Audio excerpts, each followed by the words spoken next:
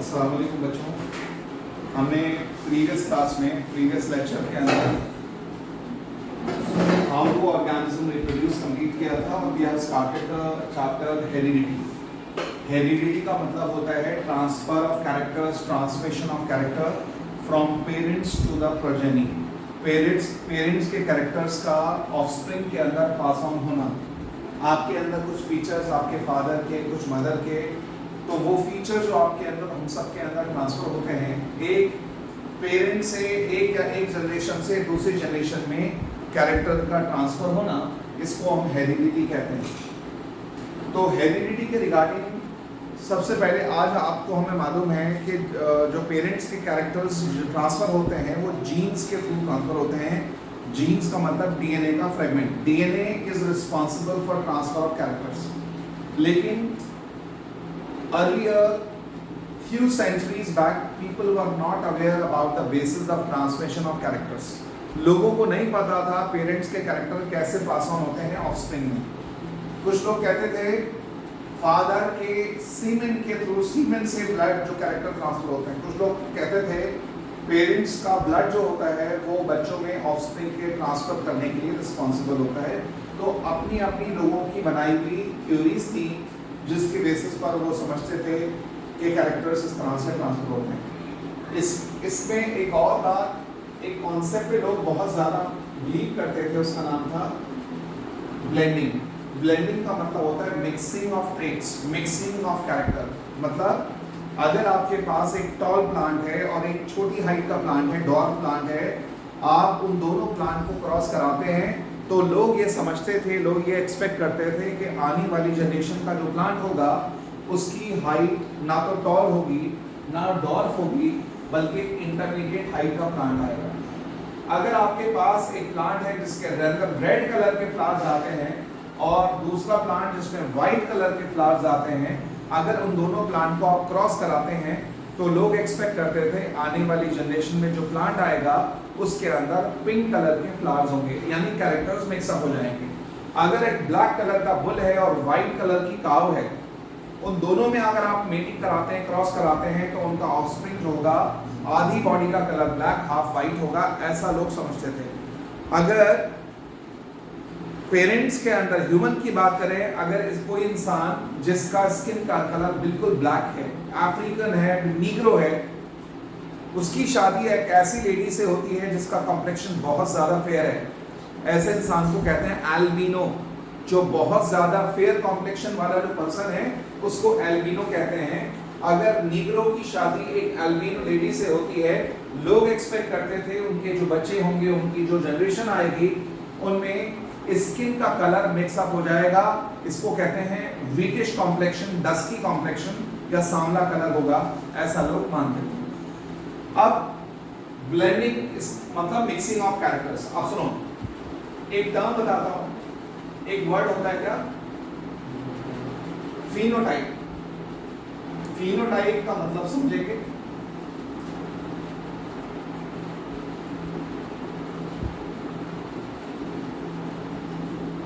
Phenotype कहते हैं किसी ऑर्गेनिज्म का अपीयरेंस, किसी ऑर्गेनिज्म का अपीयरेंस, जो एक्सटर्नल अपीयरेंस होता है, जो बाहर से आप देख सकते हैं, जो कैरेक्टर आपको बाहर से नजर आता है उसको कहते हैं फिनोटाइप। किसी ऑर्गेनिज्म का एक्सटर्नल अपीयरेंस, इसको फिनोटाइप कहते हैं। ये दो चीजों पे डिपेंड करता है, उस ऑर्गेनिज्म के जीन्स पर और उसके एनवायरनमेंट में। मान लो मतलब ये किसी ऑर्गेनिज्म का आपको अपीयरेंस चेंज करना है तो दो तरीके से चेंज कर सकते हैं, या तो उसके जीन्स में चेंज आएगी या एनवायरनमेंट में। फॉर एग्जांपल आपको बताया गया था, मान लो दो पर्सन हैं, दो बॉयज हैं, वो दोनों आइडेंटिकल ट्विन्स हैं, मोनोजाइगोटिक ट्विन्स हैं। मोनोजाइगोटिक ट्विन्स हैं, इसका मतलब उनका जीन्स दोनों के बच्चों के सेम है, लेकिन उन बच्चों को अलग अलग माहौल में रखा जाए, उनको अलग अलग एनवायरनमेंट में रखा जाए, अलग अलग कंट्री में रखा जाए, उनका पालन पोषण, उनकी अपब्रिंगिंग, उनकी परवरिश अलग माहौल में होगी, तो उनका एनवायरनमेंट अलग होने की वजह से फिनोटाइप दोनों का अलग हो जाएगा। भले ही उनके अंदर जीन सेम है, इसके बावजूद वो उनके अपीयरेंस वाइज और उनका बिहेवियर, उनकी कैरेक्टरिस्टिक्स में डिफरेंस आ जाएगा।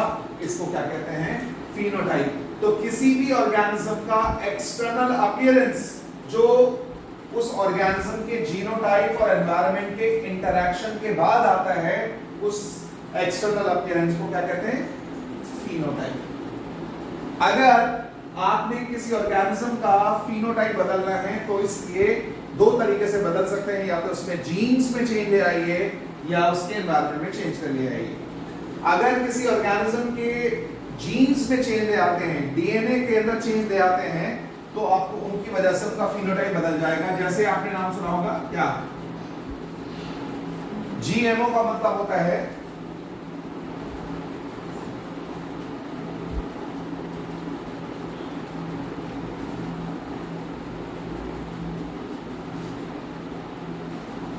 जीएमओ मतलब जेनेटिकली मॉडिफाइड ऑर्गेनिज्म। जिन ऑर्गेनिज्म के जीन्स में, जिन ऑर्गेनिज्म के डीएनए को मैनिपुलेट करके ऑल्टर कर दिया जाए मन चाहे कैरेक्टर पाने के लिए, उनको जेनेटिकली मॉडिफाइड ऑर्गेनिजम्स कहते हैं। जैसे आप बच्चों ने नॉर्मली जो बनाना देखा होगा, बनाना कितने कलर का देखा है?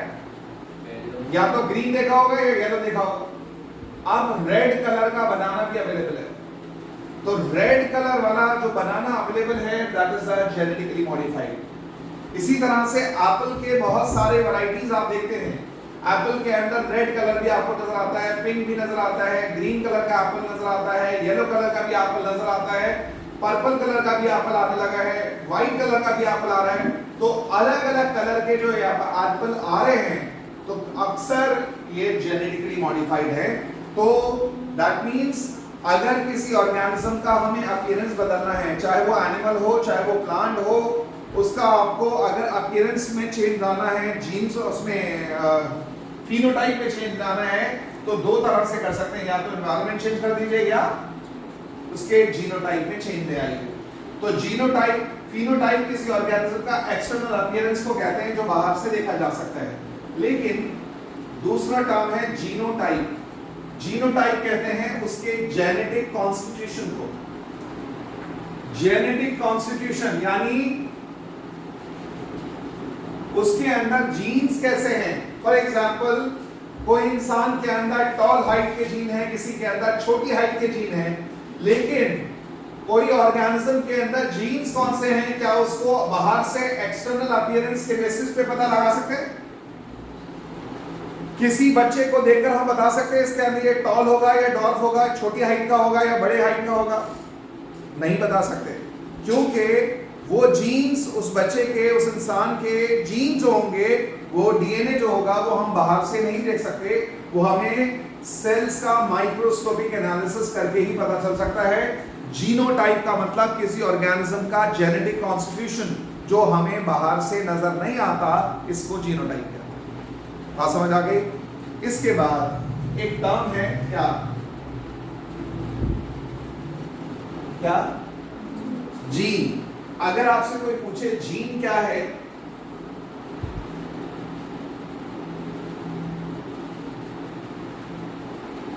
ये क्या है बच्चों? जीन का मतलब होता है डीएनए का फ्रेगमेंट, डीएनए का वो पार्ट, डीएनए का वो टुकड़ा जो एक खास पर्टिकुलर कैरेक्टर के लिए रिस्पॉन्सिबल होता है। एक पर्टिकुलर कैरेक्टर पेरेंट से ऑफस्प्रिंग में पास ऑन करने के लिए रिस्पॉन्सिबल होता है। उस डीएनए के पीस को, उस डीएनए के फ्रेगमेंट को, उस डीएनए के टुकड़े को हम नाम देते हैं क्या? जीन। तो डेफिनेशन क्या हुई? Functional fragment of DNA, functional fragment of DNA which act as the unit of inheritance।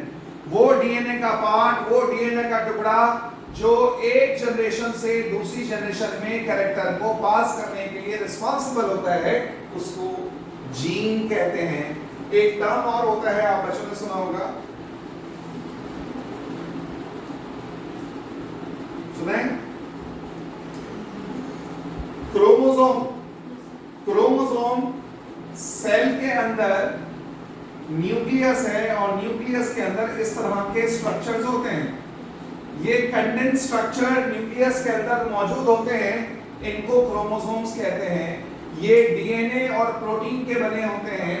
DNA और प्रोटीन के ये condense structure they are called the chromosomes.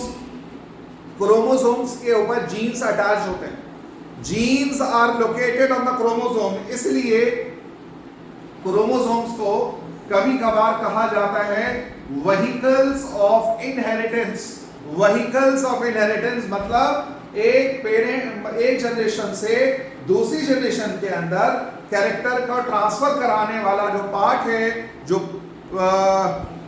Part है वो जीन है, और gene are located on the chromosome, इसलिए chromosome को कभी कभार व्हीकल्स ऑफ इनहेरिटेंस भी कहा जाता है। बात समझ आई यहां तक? आगे सुनिए। अब ये जो ब्लेंडिंग का कॉन्सेप्ट था, इसको जानने के लिए एक पर्सन का नाम सुना है आपने?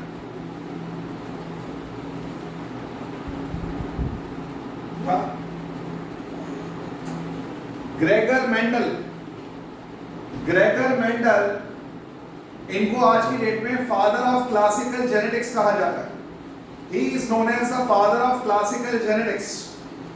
तो सर जॉन ग्रेगर मेंडल, इन्होंने एक बार क्या किया, इन्होंने सोचा कि ब्लेंडिंग की बात कहां तक सही है, इसके लिए एक एक्सपेरिमेंट करके देखते हैं। एक पर्सन थे, इधर देखें, इन्होंने एक प्लांट चूज किया जिसका नाम था क्या? कौन सा प्लांट? पाइसम सेटाइवम, जिसको हम पीक कहते हैं, मटर। मटर का प्लांट चूज किया अपने एक्सपेरिमेंट के लिए, और ये पता लगाने के लिए कि मेंडल ने ये सोचा कि ब्लेंडिंग की बात सही है या गलत है, एक्सपेरिमेंट करके देखते हैं। तो अपने एक्सपेरिमेंट के लिए ये प्लांट चूज किया गया, पाइसम सेटाइवम, जिसको पी प्लांट कहते हैं। अब आगे बताने से पहले मेंडल के बारे में थोड़ी सी बात जान लीजिए। As far as the Mendel is concerned, Mendel कोई साइंटिस्ट नहीं थे। Mendel was not a scientist. इनके फादर एक गार्डनर हुआ करते थे। अपने फादर के साथ इनकी गार्डनिंग करना हॉबी था, शौक था। अपने फादर को असिस्ट करते थे, और ये स्टैटिस्टिक्स पढ़ाया करते थे स्कूल के अंदर। He was a teacher in a school. He used to teach the statistics. He was not a scientist. ये कोई साइंटिस्ट नहीं थे, लेकिन जब ये बूढ़े हो गए थे, टीचर थे, जब ये बूढ़े हो गए थे, इनको इनके चर्च में प्रीस्ट या मॉन्क बना दिया गया। He was appointed as a church monk at a later stage of life. जब बूढ़े हो गए थे तो उनको चर्च में प्रीस्ट या मॉन्क बना दिया गया था, लेकिन अर्ली स्टेज में वो एक स्कूल के अंदर स्टैटिस्टिक्स पढ़ाया करते थे। अब हुआ क्या, मेंडल की जो फैमिली थी, इनके जो फादर थे वो गार्डनर थे, गार्डनर फैमिली से इनका ताल्लुक था, और अपने फादर के साथ गार्डनिंग में इनका शौक था, गार्डनिंग कराने में हेल्प करते थे। तो एक बार उन्होंने सोचा चलो लेट्स ट्राई टू एक्सपेरिमेंट। उन्होंने अपने एक्सपेरिमेंट के लिए जो प्लांट चूज किया वो कौन सा था? पाइसम सेटाइवम, जिसको पी प्लांट। आपसे एग्जाम में सवाल पूछा जाएगा, मेंडल ने अपने एक्सपेरिमेंट के लिए पी प्लांट ही क्यों चूज किया? और भी तो इतने सारे प्लांट हो सकते थे, मैंगो हो सकता था और दूसरे प्लांट हो सकते थे, उस प्लांट को चूज क्यों नहीं किया? पी प्लांट को चूज किया, उसकी वजह से नहीं। ये बताओ, अगर आप गार्डन में मैंगो का सीड डालें, उसमें से स्प्राउटिंग हो जाए, उसमें से मैंगो का प्लांट निकल आए, उस प्लांट में दोबारा से मैंगो आने में कितना वक्त लग जाएगा? एक मैंगो प्लांट का सीड आपने मिट्टी में डाला, उसमें से प्लांट निकल आया, और प्लांट निकलने के बाद उस प्लांट में, उस ट्री के अंदर मैंगो आने में कितना वक्त लग जाएगा? कितना वक्त लगेगा? तकरीबन टाइम लगेगा 12 से 15 साल। उस प्लांट में कम से कम फल आने में 12 से 15 साल लग जाएंगे उस पेड़ के अंदर दोबारा से। तो अगर मेंडल ने अपने एक्सपेरिमेंट के लिए ऐसा प्लांट चूज कर लिया होता, तो उनको अपने रिजल्ट के वेट करने के लिए बहुत वक्त का बहुत इंतजार करना पड़ता। लेकिन ये जो पाइसम सेटाइवम प्लांट है, पी प्लांट, मटर, इसका लाइफ स्पैन सिर्फ 4 महीने है, 4 मंथ का लाइफ स्पैन है। मतलब आज आप मटर लगाइए, 4 महीने में मटर तैयार। जो सीड आप डालेंगे उसका रिजल्ट आपको 4 महीने में नजर आ जाएगा। तो मेंडल ने अपने एक्सपेरिमेंट के लिए पी प्लांट को चूज किया, उसकी पहली वजह थी इस प्लांट का लाइफ स्पैन, इस प्लांट का लाइफ स्पैन छोटा था, स्मॉल था।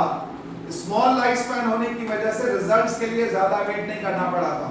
दूसरा, इस प्लांट के अंदर contrasting forms of different traits were easily available. इस प्लांट के अंदर जो ट्रेट्स थे, जो कैरेक्टर्स थे, उसकी कंट्रास्टिंग फॉर्म्स को आसानी से देखा जा सकता था। कुछ प्लांट, इधर देखो, कुछ plant P plant tall height के थे, कुछ छोटी हाइट के थे। कहीं पे फूलों का कलर वॉयलेट था, कहीं फूल व्हाइट थे, कहीं पर जो पॉट था वो ग्रीन था, कहीं पे येलो था, कहीं जो सीड थे वो राउंड थे, कहीं रिंकल थे। एक ही प्लांट के अंदर अलग अलग कंट्रास्टिंग फॉर्म देखने को मिलते थे, इसलिए भी चूज किया। और तीसरा, इस प्लांट के अंदर सेल्फ पॉलिनेशन और कंट्रोल क्रॉस पॉलिनेशन कराना आसान था। इस वजह से मेंडल ने अपने एक्सपेरिमेंट के लिए इस प्लांट को चूज किया। ये बताइए बच्चों, आज के डेट में suppose you are a scientist and you are going to invent something, आपने कोई चीज नई डिस्कवर की है, यू आर गोइंग टू, आपने कोई नई चीज, नया कॉन्सेप्ट पता लगाया, नया कोई नई चीज इन्वेंट करी है आपने, तो आप पूरी दुनिया को कैसे बताएंगे? साइंटिफिक कम्युनिटी को कैसे बताओगे कि आपने कोई चीज नई इजाद करी है, इन्वेंट की है?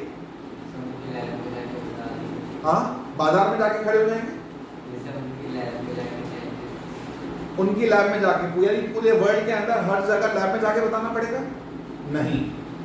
आपने जो काम किया है, अगर आपका ये यूनिक वर्क है और आपने कोई नई चीज पता लगाई है जो अभी तक पहले डिस्कवर नहीं हुई थी, तो उसको आपको एक साइनॉप्सिस फॉर्म में, एक पेपर के अंदर, एक पेपर की फॉर्म में उसको पब्लिश कराना होता है साइंस जर्नल्स के अंदर। साइंस जर्नल के अंदर आपने जो कंटेंट लिखा है, जो आपने कंटेंट इन्वेंट किया, जो पता, जो चीज आपने फाइंडिंग है, आपकी ओरिजिनल फाइंडिंग है, तो आप उसको साइट पर जाकर ऑनलाइन आप साइंस जर्नल के अंदर उसको पब्लिश कराएंगे। अगर वो पब्लिश हो जाता है तो पब्लिश होने का मतलब है पूरी दुनिया की साइंटिफिक कम्युनिटी के लिए आपका काम, वर्क जो है वो अवेलेबल है, यानी कोई भी आपके वर्क को, उस पेपर को पढ़ सकता है। तो पूरी दुनिया को हम बता सकते हैं इजीली। लेकिन मेंडल के टाइम पे कम्युनिकेशन, जो कम्युनिकेशन फैसिलिटीज थी वो बहुत ज्यादा इवॉल्व नहीं थी। बहुत ज्यादा कम्युनिकेशन के जो साधन थे, कम्युनिकेशन के जो जराए थे, वो बहुत अच्छे से इवॉल्व नहीं थे उस टाइम। तो बहुत सारे साइंटिस्ट एक दूसरे से कम्युनिकेट करते थे, मैनुअली मिलते थे और उसके बाद अपने वर्क को समझाते थे। खास अब मेंडल ने क्या किया, अब इस प्लांट को चूज किया जिसका नाम था पाइसम सटाइवम, और इस पाइसम सटाइवम प्लांट के अंदर उन्होंने 7 कैरेक्टर्स को स्टडी किया। इस प्लांट के 7 कैरेक्टर्स, वो कौन कौन से थे?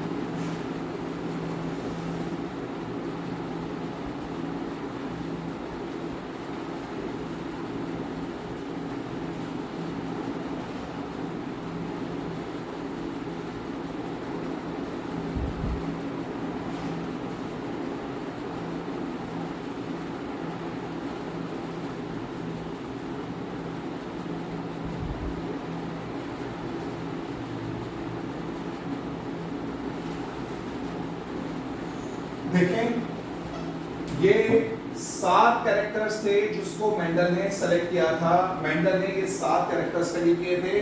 प्लांट हाइट, प्लांट के अंदर अमूमन जो ज्यादातर प्लांट में, पी प्लांट में जो हाइट देखी जाती थी, टॉल प्लांट, कुछ डॉर्फ प्लांट। फ्लावर कलर में वॉयलेट कलर के फ्लावर्स और व्हाइट कलर के फ्लावर पोजीशन में axial flowers and terminal flowers.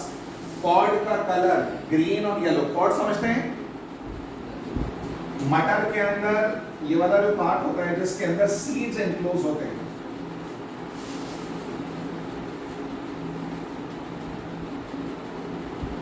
मटर देखिए ना, मटर के अंदर ये वाला जो पार्ट होता है जिसमें सीड एनक्लोज होते हैं इसको पॉड कहते हैं। आपने देखा होगा ये वाला पॉड जो होता है इसको इन्फ्लेटेड कहते हैं। कभी कभार कुछ मटर के अंदर इस तरह से होती है।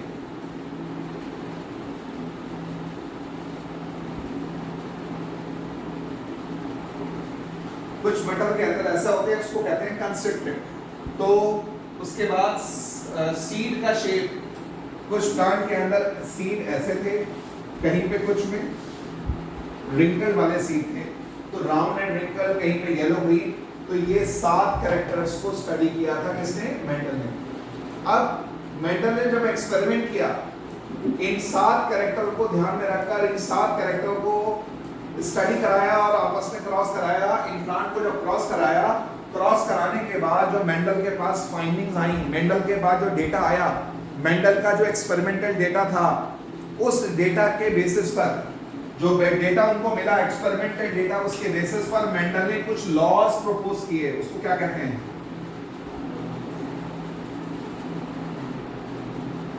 क्या कहते हैं उसको? मेंडल ने अपने एक्सपेरिमेंटल डेटा के बेसिस पर कुछ लॉज प्रपोज किए जिसको क्या कहते हैं? Laws of inheritance. इसमें पहला था, पहला कौन सा था? Law of dominance. सेकेंड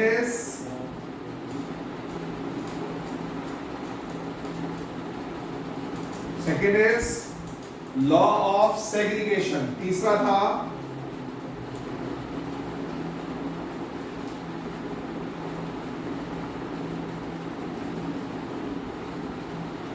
क्या था? Law of dominance, law of segregation, and third one was law of independent assortment. These were the 3 laws. Mendel ने अपने एक्सपेरिमेंट के बेसिस पर ये 3 लॉज प्रपोज किए, डिजाइन किए, और उसके बाद अपने वर्क को लेकर उन्होंने कम्युनिकेट किया उस वक्त के साइंटिस्ट को। एंड मेंडल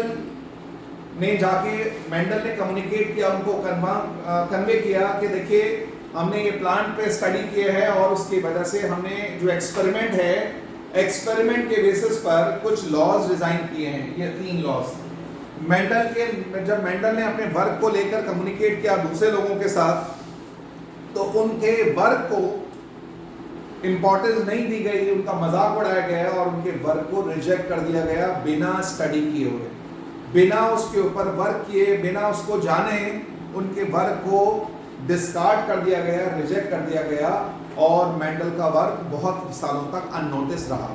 मेंडल की डेथ हो गई। अब मेंडल की डेथ होने के 16 साल बाद, 16 years after the death of the Mendel की डेथ के 16 साल बाद 3 बड़े फेमस साइंटिस्ट थे। एक का नाम था शेमार्क, एक का नाम था डिवीज, एक का नाम था कॉरेंस। ये 3 बड़े बड़े फेमस साइंटिस्ट थे, एमिनेंट साइंटिस्ट थे। मेंडल की डेथ के 16 साल के बाद की बात कर रहा हूं।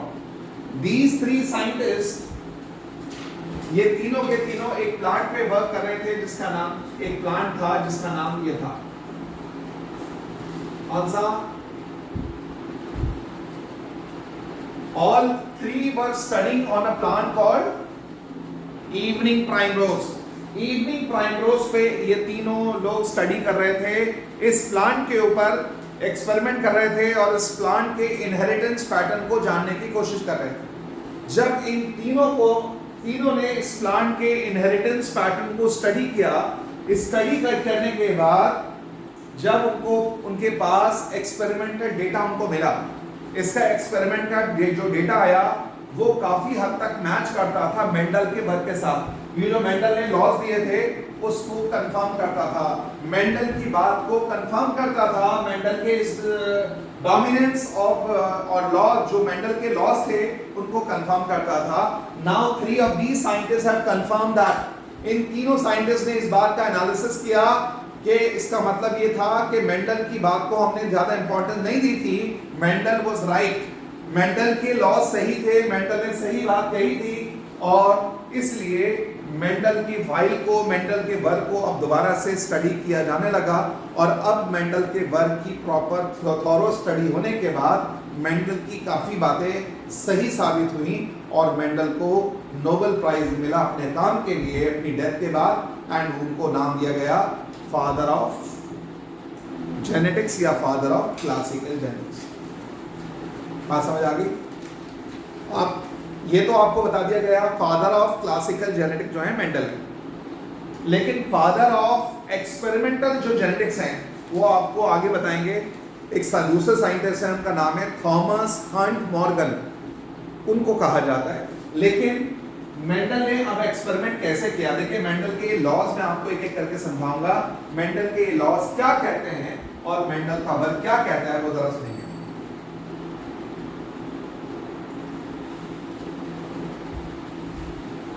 देखिए मेंडल ने इन प्लांट्स का क्रॉस कराया, कैसे क्रॉस कराया जरा देखिए। एक टॉल प्लांट किया,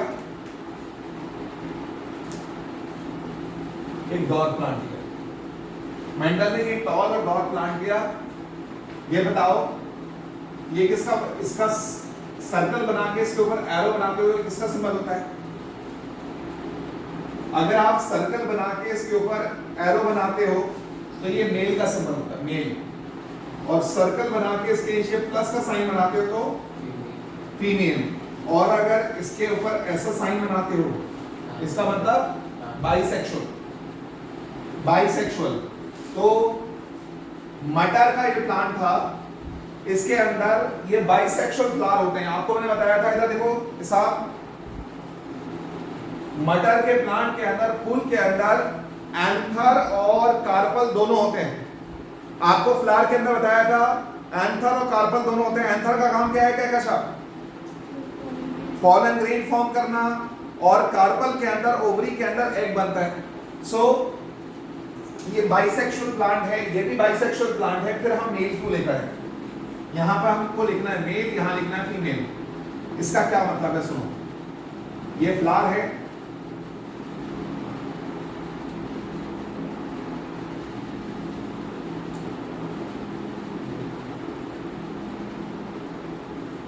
देखिए ये भी बाइसेक्सुअल फ्लावर, ये भी बाइसेक्सुअल फ्लावर। यहां पे क्या है,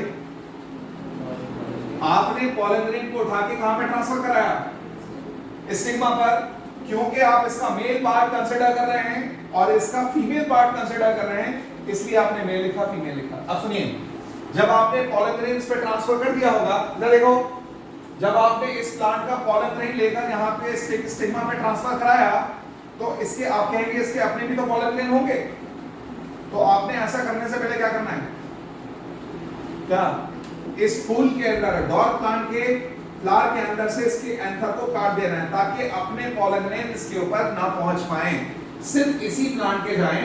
तो हमने यहां से पॉलन ग्रेन को इसके स्टिग्मा पर ट्रांसफर किया, मेल, वो मेल जमीन को यहां से यहां पे ट्रांसफर किया। अब ट्रांसफर करने के बाद आपको याद होगा डबल फर्टिलाइजेशन आप लोग पढ़ चुके हैं।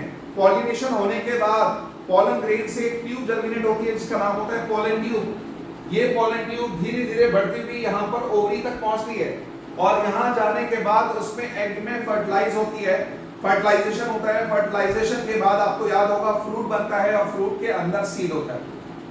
तो जब टॉल और डॉट प्लांट को क्रॉस कराया गया, तो F1 जो इनको क्रॉस कराने के बाद जो पहली जनरेशन आई उसका नाम दिया गया क्या,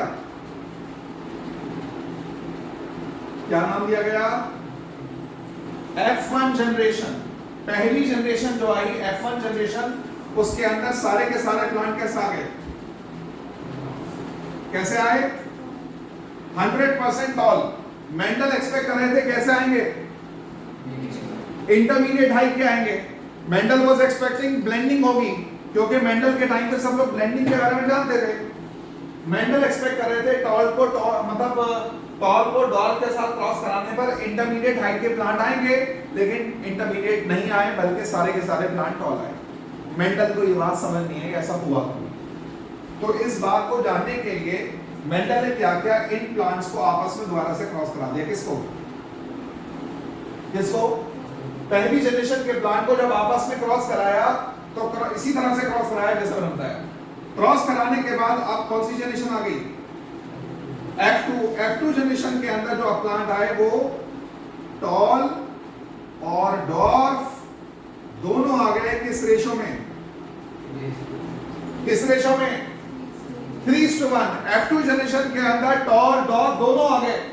तो मेंडल ने सोचा कि पहली जनरेशन के प्लांट तो प्योर टॉल, मतलब पहली जनरेशन के प्लांट तो टॉल थे, टॉल को टॉल के साथ क्रॉस कराने पे डॉर्फनेस का कोई मतलब नहीं बनता, डॉर्फ नहीं आना चाहिए। अगर डॉर्फ आ रहा है इसका मतलब ये प्लांट पहली जनरेशन के जो प्लांट थे ये प्योर टॉल नहीं है। अगर प्योर टॉल होते तो यहां पे डॉर्फ नहीं आ सकता। अब ये प्योर टॉल नहीं है, इसके अंदर डॉर्फनेस का कोई ना कोई फैक्टर मौजूद होगा, वो डॉर्फनेस का फैक्टर इस पेरेंट से आया होगा। मेंडल ने सोचा कि अगर डॉर्फ प्लांट आ रहा है F2 जनरेशन के अंदर तो F1 के प्लांट प्योर टॉल नहीं है, अगर प्योर होते तो इनके अंदर डॉर्फनेस का कैरेक्टर नहीं आ सकता था।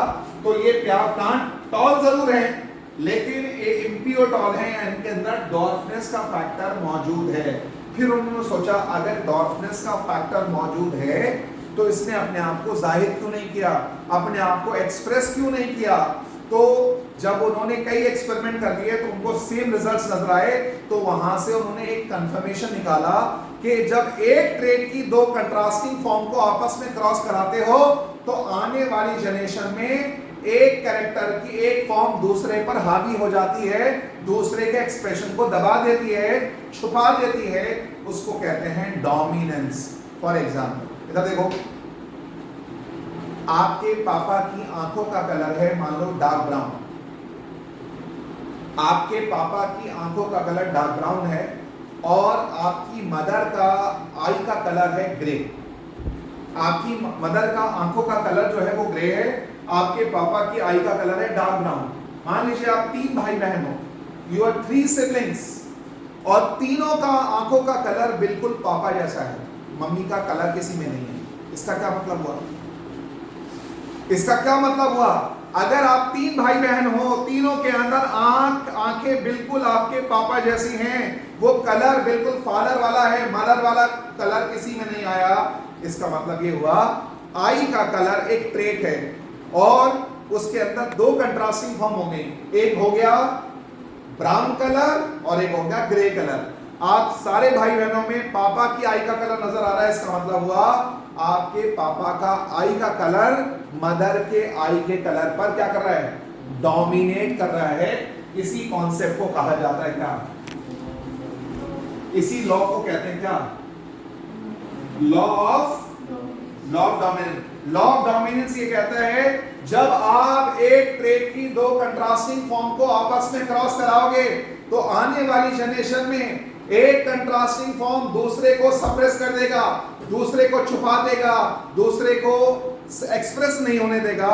इस कॉन्सेप्ट को कहते हैं डोमिनेंस, और जो छुपा देता है, सप्रेस कर देता है, उसको कहते हैं डोमिनेंट, और जिसके एक्सप्रेशन को सप्रेस कर देता है उसको कहते हैं रिसेसिव। इधर देखें, अभी मैंने आपसे कहा अगर ब्राउन कलर आपके फादर का है और मदर का ग्रे है, आपके अंदर, आपके भाई बहनों के अंदर आई का कलर ब्राउन है, इसका मतलब ब्राउन आई कलर डोमिनेंट कलर है, डोमिनेंट है, और ग्रे आई का कलर कैसा है, रिसेसिव। ऐसे ही जब मेंडल ने क्रॉस कराया टॉल और डॉर्फ, तो उन्होंने देखा पहली जनरेशन के प्लांट प्योर मतलब टॉल आ गए। इसका मतलब टॉल वाला जो कंट्रास्टिंग फॉर्म है डॉर्फ वाली कंट्रास्टिंग फॉर्म पे क्या कर रहा है, सप्रेस कर रहा है, डोमिनेंट है, इसलिए, और डॉर्फ कैरेक्टर छुप गया, इसका मतलब ये रिसेसिव ट्रेट है।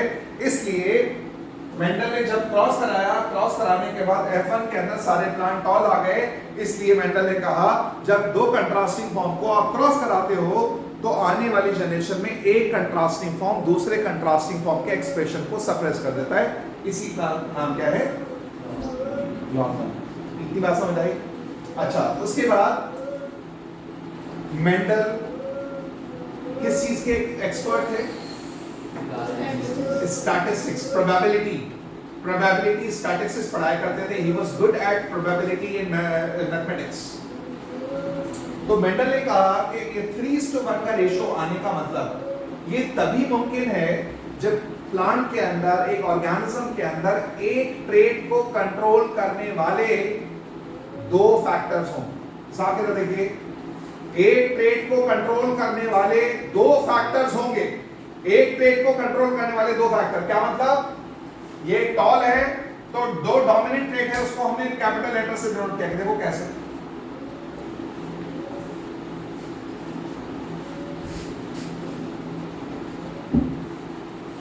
ये था ना, देखो टॉल और डॉर्फ।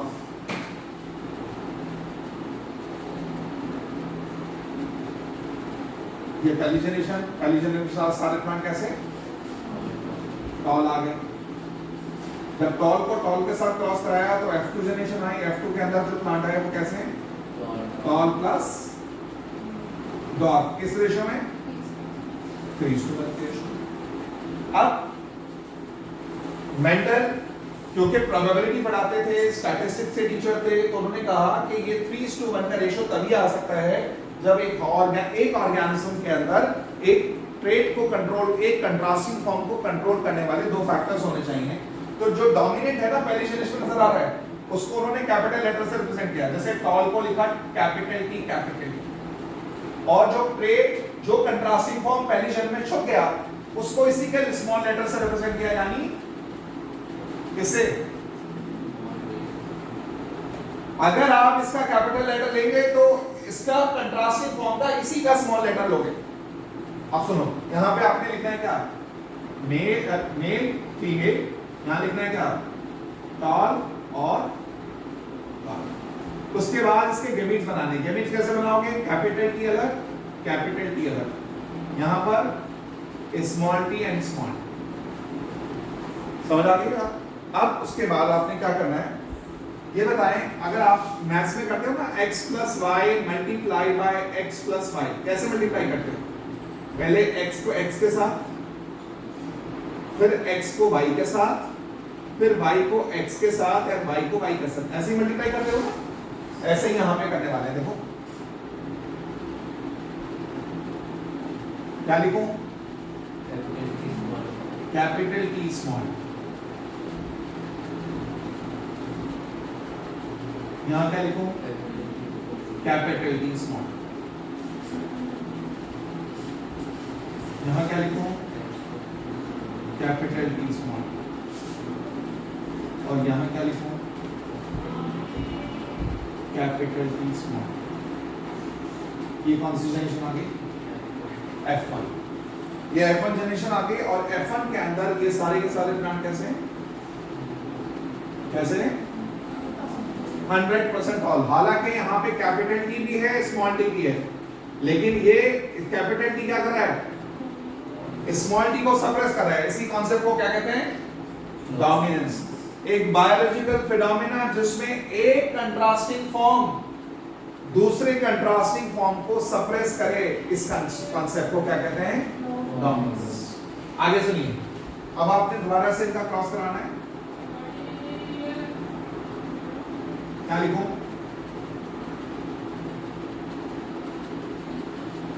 कैपिटल T कैपिटल, फिर उसके बाद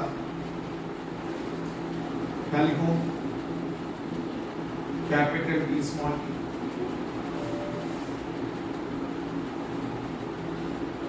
कैपिटल T स्मॉल t, और स्मॉल t एंड स्मॉल। ये कौन सी जनरेशन आ गई? F2। ये प्लांट कैसा है? टॉल। ये कैसा है? ये कैसा है? टॉल। ये कैसा है? डॉर्फ। इधर देखिए, तो टॉल प्लांट कितने हुए? 3। ये 3, 4 में से 3 आपको टॉल नजर आ रहा है, तो हमने कहा 3 टॉल। और एक प्लांट कैसा है? डॉर्फ। ये वाली रेशो कौन सी कहलाएगी?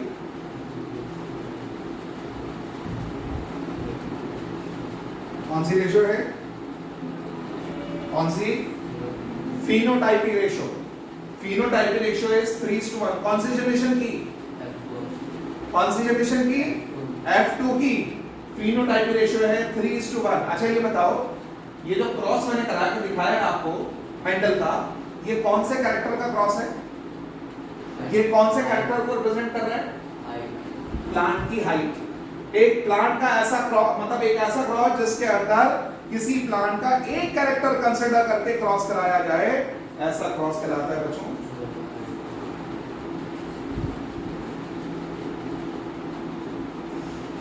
इस क्रॉस को क्या कहते हैं? Mono hybrid. मोनो मतलब सिंगल, मोनो मीन सिंगल। एक ऐसा क्रॉस जिसमें प्लांट का एक कैरेक्टर एट ए टाइम कंसीडर करके क्रॉस कराया जाए, ये मोनो हाइब्रिड क्रॉस कहलाता है। समझ आई बात? कितने आंसर होते हैं?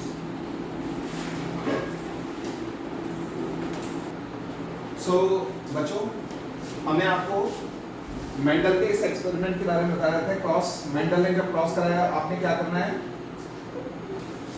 टॉल जो डोमिनेंट ट्रेट है उसको आपको कैपिटल लेटर से रिप्रेजेंट करना है, जो रिसेसिव वाला है आपने उसको स्मॉल लेटर से रिप्रेजेंट करना है, फिर उसके गेमीट्स बनाने हैं, फिर क्रॉस बनाना है। क्रॉस कराने के बाद F1 जनरेशन आएगी। F1 जनरेशन के बाद जब आप फर्दर इसको क्रॉस कराएंगे उसी मेथड से जब अभी आपको बताया था, तो F2 जनरेशन के अंदर आपने देखा 3 प्लांट टॉल और एक डॉर्फ। तो आपने देखा आउट ऑफ 4 3 प्लांट्स टॉल नजर आ रहे हैं और एक प्लांट डॉर्फ नजर आ रहा है। तो अपीयरेंस वाइज ये रेशियो जो आई है 3 टॉल और एक डॉर्फ, ये कौन सी रेशियो है? फिनोटाइपिक। कौन सी जनरेशन की? कौन सी जनरेशन की? F2 की। क्योंकि यहाँ पर हमने कौन सा कैरेक्टर कंसीडर किया? टॉल और डॉर्फ कौन से कैरेक्टर को रिप्रेजेंट कर रहे हैं? Plant height. एक ऐसा ट्रेट, सॉरी एक ऐसा क्रॉस जहां पर किसी प्लांट का एक सिंगल कैरेक्टर को कंसीडर किया जाए क्रॉस कराते वक्त, ये क्रॉस कहलाता है कौन सा? Mono hybrid cross. तो मोनो हाइब्रिड क्रॉस में F2 की phenotypic ratio comes out to be 3:1। अब सुनो, इसमें से प्योर टॉल कितने हैं? 1। तो इधर देखो 1 लिखेंगे, capital T capital T। Impure tall कितने हैं? तो लिखेंगे capital T small t। Pure dwarf कितने हैं? 1 स्मॉल t स्मॉल t। ये वाली जो रेशो आपने बताई है ना, ये जीन्स को चेक करके बताई है, ये प्लांट को देखकर आप नहीं बता सकते। ये गार्डन में प्लांट को देखकर ये वाली रेशो जो आपने बताई है, ये जीन्स को चेक करके बताई है। तो ये वाली रेशो कौन सी है? कौन सी? Genotypic ratio. Phenotypic ratio monohybrid cross की फिनोटाइपिक रेशो F2 जनरेशन की है कितनी? 3:1 और जीनोटाइपिक रेशो 1:2:1। एक और चीज याद रखना, अगर किसी प्लांट के अंदर या किसी ऑर्गेनिज्म के अंदर दोनों फैक्टर एक जैसे हैं तो इस कंडीशन को कहते हैं क्या? क्या कहते हैं? होमोजाइगस। ये भी होमोजाइगस, ये भी होमोजाइगस, दोनों होमोजाइगस है। लेकिन अगर किसी ऑर्गेनिज्म के दोनों फैक्टर कैसे हैं? अलग अलग हैं, तो इसको क्या कहते हैं बेटा? क्या कहते हैं? Heterozygous. This is the homozygous, this is called the heterozygous. जब एक ही जीन के दोनों फैक्टर एक जैसे हो तो होमोजाइगस, और अगर दोनों फैक्टर अलग अलग हो तो क्या? हेटेरोजाइगस। तो अगर मैं पूछूं F2 जनरेशन में होमोजाइगस टॉल कितने हैं? 1। हेटेरोजाइगस टॉल कितने हैं? 2। होमोजाइगस डॉर्फ कितने हैं? 1। तो ये वाली रेशो 1:2:1 रेशो 1 जो रेशो आई है, ये कौन सी रेशो है? जीनोटाइपिक। कौन सी जनरेशन की? F2 की। कौन से क्रॉस की? Monohybrid cross. समझ आया यहां तक? इसको करने का एक और तरीका है जिसका नाम होता है पनेट स्क्वायर चेकर बोर्ड।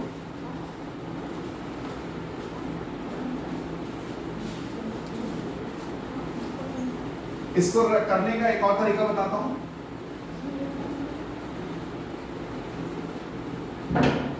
आप एक यहां पर लिखिए F1, यहां पे एक स्क्वायर बनाएंगे, एक स्क्वायर बनाएंगे और स्क्वायर बना के यहां लिखना मेल, यहां लिखना फीमेल। ये जो मेल लिखा था आपने, इसके गेमिट कौन से बन रहे थे? कितना देखें? तो यहां लिखोगे कैपिटल T कैपिटल T, और फीमेल किसके गेमिट कौन कौन से हैं? Small T and small T. अब जरा देखें यहां पर क्या आया, कैपिटल टी स्मॉल टी, यहां पर कैपिटल टी स्मॉल टी, यहां पर कैपिटल टी स्मॉल टी, यहां पर कैपिटल टी स्मॉल टी। तो ये आपकी F1 जनरेशन आपके यहां लिखेंगे 100% क्या डॉट। अब आपने आपस में क्रॉस कराना है कौन सी जनरेशन के लिए, F2 के लिए। तो अब आप F2 के लिए अगेन फिर दोबारा से स्क्वायर बनाएंगे और यहां लिखना है मेल, यहां लिखना है फीमेल, इसी तरह से आपने क्रॉस बनाना है। इसके गैमेट्स कौन से बनेंगे, कैपिटल टी स्मॉल टी। इसके कौन से बनेंगे, कैपिटल टी स्मॉल टी। यहां क्या लिखोगे, यहां यहां यहां पर। तो इसके बाद ये ऐसे लिखने के बाद फिर उसी तरह से सेम आपको रेशियो लिखनी है 3:1 एंड जीनोटाइप। अगर आपने एग्जाम में फिनोटाइपिक रेशियो मेंशन करी 3:1 डायरेक्ट, तो you will not get full marks। जब तक ये फिनोटाइपिक रेशियो तब तक नहीं कराएंगे जब तक इसके नीचे तुम फिनोटाइप मेंशन नहीं करोगे। अगर आपने इसके नीचे कुछ मेंशन नहीं किया तो मार्क्स कट जाएंगे। 3:1 लिखना काफी नहीं है, इसके नीचे इसका फिनोटाइप मेंशन करना है, टॉल और ड्वार्फ। अगर आपने जीनोटाइपिक रेशियो लिखकर आ गए 1:2:1 सफिशिएंट नहीं है। आपने इन जीनोटाइपिक रेशियो जब तक जीनोटाइपिक रेशियो नहीं है जब तक उसका जीनोटाइप मेंशन नहीं करोगे रेशियो के नीचे, यानी ये मेंशन करना जरूरी है। समझ आ रही बात। तो ये आपके सामने क्रॉस है मोनोहाइब्रिड क्रॉस।